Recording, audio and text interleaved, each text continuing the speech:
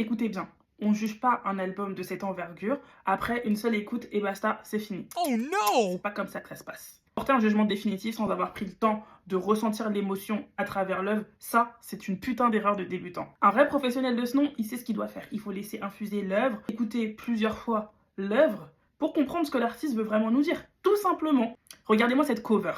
Regardez la pose que Chris Brown il adopte. On est sur une pose sereine, apaisée, peace, tranquille. Vraiment, il est chill. Il fait le point sur sa vie, les mains croisées en mode parlons vrai, parlons fort. Vraiment une vraie pose de boss. Avec un petit regard pensif, on se dit, il réfléchit à tout ce qu'il a vécu depuis le début de sa carrière, il y a 20 ans. 21 maintenant.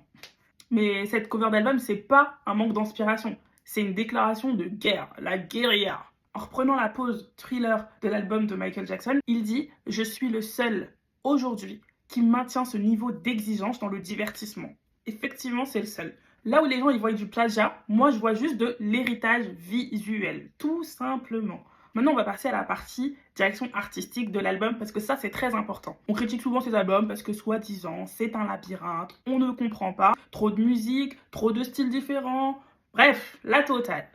Pour un cerveau lambda, c'est bordélique. Mais ce que vous devez comprendre, c'est que sa DA à lui, Chris Brown, elle est organique. La structure de Chris Brown, elle n'est pas juste linéaire en fait, elle est juste émotionnelle. Il lâche tout ce qu'il doit lâcher en fonction de ses émotions sur le moment. Aujourd'hui, on vit dans une industrie où on veut que tout soit lisse, tout soit un peu simpliste, comme tout le monde. Mais non, Chris Brown, c'est différent et ça le sera pour toujours en fait. Il rentrera jamais dans une case. Pourquoi il ferait un album juste pour plaire à tout le monde? Ça n'a pas de sens, mais vraiment aucun sens. Cet artiste, il a un instinct pur, une certaine essence, qui ressort de par toutes ses œuvres. C'est cet instinct qui est le moteur de sa créativité aujourd'hui. Son univers aujourd'hui, il tourne autour de 4 thèmes, que ce soit l'amour, le charnel, la fête et surtout le body language. C'est sa vision et on ne pourra jamais lui enlever ça. Le problème qu'on retrouve aujourd'hui avec les médias, c'est qu'ils jugent l'homme au lieu de juger l'œuvre, juste pour faire du buzz, du clic, comme toujours. Mais aujourd'hui, un artiste, il faut qu'il suive sa vision, pour qu'elle soit porteur de créativité pour la suite de sa carrière.